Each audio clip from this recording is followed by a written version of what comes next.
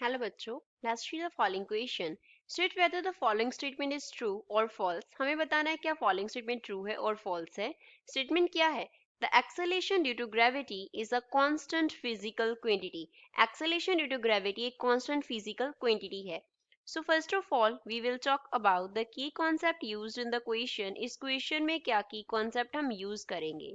तो पहले हमें क्या निकालना होगा, एक्सेलेरेशन ड्यू टू ग्रेविटी का फॉर्मूला फाइंड आउट करना होगा, तभी हम डिसाइड कर सकते हैं that whether it is a constant quantity और not. So acceleration due to gravity जो है उसे हम डिनोट करते हैं जी से, तो इसके लिए फॉर्मूला फाइंड आउट करते हैं. सपोज इस पोजीशन पे क्या है, ये एम अर्थ है, ये हमारे पास क्या है, अर्थ को डिनोट करता हुआ सर्कल है जिसका जो मास है वो कितना है, एम ई है. इसके सरफेस पे हमने एक ऑब्जेक्ट रखा एम मास का, ये सेंटर हो गया, तो जो रेडियस है अर्थ का वो कितना हो गया, आर ई हो गया.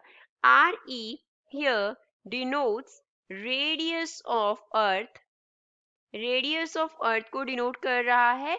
एम ई जो है वो डिनोट करता है मास ऑफ अर्थ को. This here denotes mass of earth. अब जो हमारे पास स्मॉल एम है उस पे कितना फोर्स एक्ट कर रहा होगा, F considering gravitational force. F क्या है, ग्रेविटेशनल फोर्स को रिप्रेजेंट करता है, तो ग्रेविटेशनल फोर्स कितना होगा, G gravitational constant, M E into M upon में हमारे पास क्या हो जाएगा, आर ई का स्क्वायर हो जाएगा. अब यहाँ पे जी जो है वो डिनोट कर रहा है ग्रेविटेशनल कांस्टेंट को.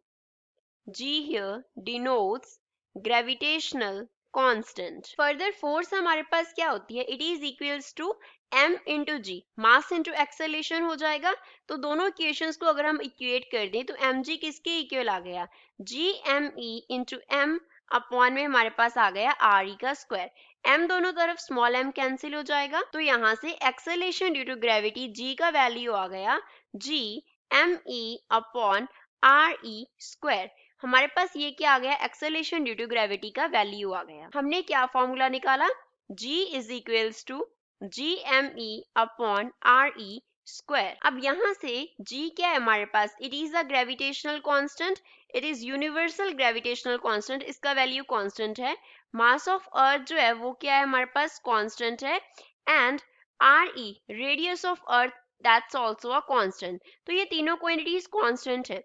तो अगर तो हम अर्थ के सरफेस की बात करें, एट अर्थ सरफेस, अर्थ के सरफेस पे ऑब्जेक्ट पड़ा हुआ है और उसके लिए हम एक्सेलेरेशन ड्यू टू ग्रेविटी की बात कर रहे हैं, तो अर्थ के सरफेस के किसी भी पॉइंट पे अगर हम देखेंगे तो जी का जो वैल्यू है वो हमारे पास क्या रहेगा, कांस्टेंट रहेगा. तो acceleration due to gravity is constant at the earth surface. लेकिन क्वेश्चन में हमें अर्थ सरफेस नहीं दिया हुआ, यहाँ पे इन जनरल पूछा हुआ है कि एक्सेलेरेशन ड्यू टू ग्रेविटी जो है वो कांस्टेंट फिजिकल क्वांटिटी है.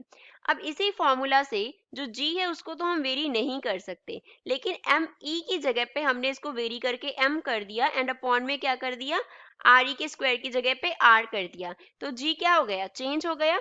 एम ई को हमने चेंज करके m कर दिया एंड आर ई को चेंज करके हमने r कर दिया. सपोज अब किसी और पॉइंट पे हम देख रहे हैं तो उसके कॉरेस्पॉन्डिंग g डैश जो है वो क्या हो गया, g से g डैश हो गया, means acceleration due to gravity क्या कर गया, वेरी कर गया. सो वी कैन सी कि m एंड r के वेरी करने पे एक्सेलेरेशन ड्यू टू ग्रेविटी का वैल्यू है जो वो वेरी करता है. लेकिन क्वेश्चन में दिया था वो कांस्टेंट फिजिकल क्वांटिटी है.